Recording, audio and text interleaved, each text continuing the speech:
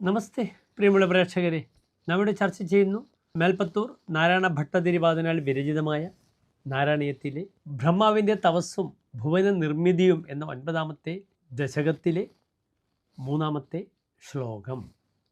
ആദ്യം പ്രിയപ്പെട്ട പ്രേക്ഷകർ ശ്ലോകം ശ്രദ്ധിക്കുക.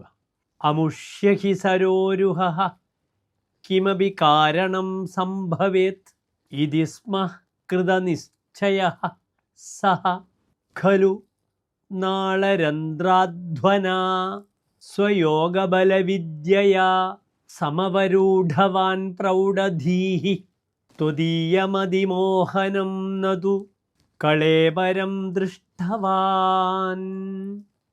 അടുത്തതായി പ്രസ്തുത ശ്ലോകത്തിൻ്റെ പദച്ഛേദമാണ് നാം ചർച്ച ചെയ്യുന്നത്. ശ്രദ്ധിക്കുക.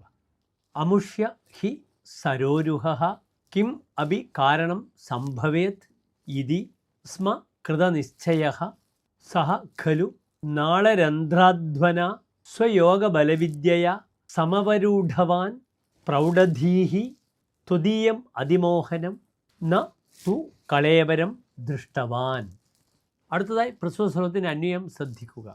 അമുഷ്യ സരോരുഹ കിമപി കാരണം സംഭവേത് ഹി ഇതി സ്മ കൃതനിശ്ചയഃ പ്രൗഢധീഃ സഹ ഖലു സ്വയോഗബലവിദ്യയാ നാളരന്ധ്രാധ്വന സമവരൂഢവാൻ അതിമനോഹരം ത്വദീയം കളേബരം തു ന ദൃഷ്ടവാൻ.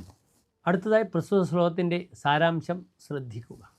താൻ സ്ഥിതി ചെയ്യുന്ന താമരപ്പൂവിന് നിശ്ചയമായും ഒരാശ്രയ കേന്ദ്രം അഥവാ ആധാരം ഉണ്ടായിരിക്കുമെന്ന് ഉറച്ചു വിശ്വസിച്ച ബ്രഹ്മാവ് യോഗസിദ്ധി മൂലം തനിക്ക് സംജാതമായിട്ടുള്ള ശക്തി ഉപയോഗിച്ച് ആ താമരത്തണ്ടിലെ ദ്വാരത്തിലൂടെ താഴോട്ടിറങ്ങിച്ചെന്നു.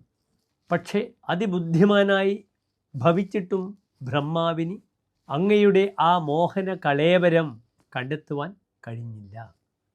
ഇതാകുന്നു പ്രസ്തുത ശ്ലോകത്തിൻ്റെ സാരാംശം. നമസ്തേ.